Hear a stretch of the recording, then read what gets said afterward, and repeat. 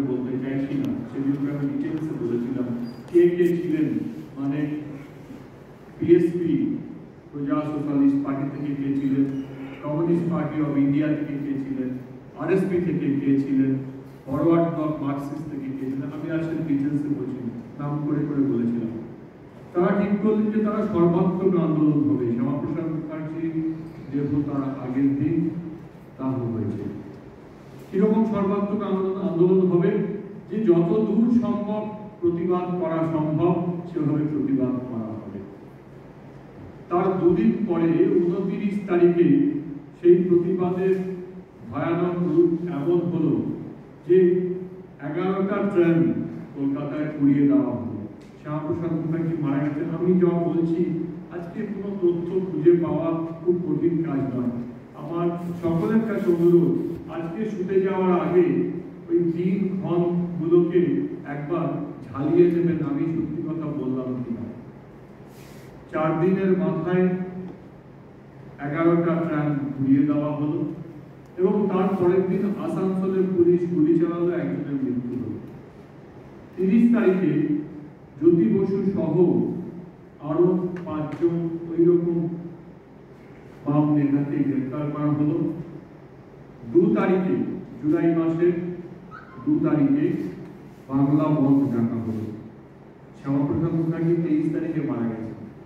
তাই হিন্দু রীতি হিসেবে তার শ্রাদ্ধ, আদ্যশ্রাদ্ধ কবে হওয়ার কথা? 11তে। তার মানে তার শ্রাদ্ধ তখনো হয়নি। তার মধ্যে যে শ্যামাপ্রসাদ মুখার্জির জন্য আজকে আমরা এখানে এসে এই অনুষ্ঠান করতে পারছি, তা না হলে বাংলাদেশে আমার বাবা আমার মা বাংলাদেশ থেকে তারা হওয়া পশুর মতো বাড়িয়ে এসেছে।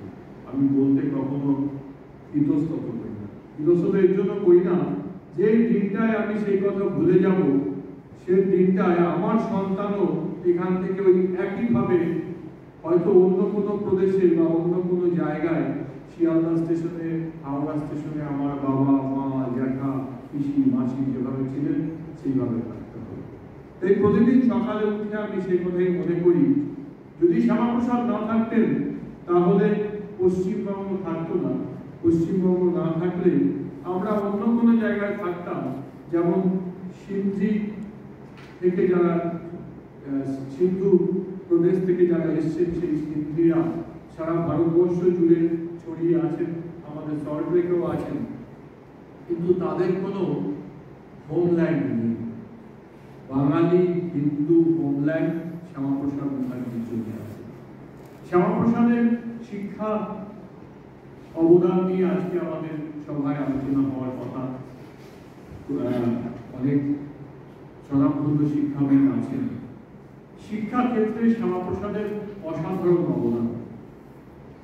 আমি দু একটি কথা বলবো, তার আগে বলি সারা ভারতবর্ষের লোক চিনতেন। প্রকৃত অর্থে পার্লামেন্টের বিরোধী দলনেতা হিসেবে শ্যামাপ্রসাদকেই সবাই সম্মান করতেন। তাকে ওইরকম একটা স্যাঁতস্যাঁতে ঘরের মধ্যে রেখে তিনি বারবার করে বারণ করছেন যে এই ওষুধ আমার যে ফ্যামিলি ডক্টর সে খেতে বারণ করেছে, তা সত্ত্বেও সেই ওষুধ তাকে ইঞ্জেকশন দিয়ে, এবং তারপরে তার মৃত্যুর পরে যখন তার দেহ এখানে এলো, এই বাম দলগুলির নাম আমি বললাম এবং কংগ্রেস, যারা ওই কোম্পানিকে অনুমতি দিয়েছিল, হ্যাঁ তুমি 1 পয়সা ট্রামের ভাড়া বাড়াও, 5-6 মাস ধরে ওটা নিয়ে তার বাহানা চলছিল, কিন্তু ওই দিনকেই ওই ট্রামের ভাড়া বাড়ানো হলো।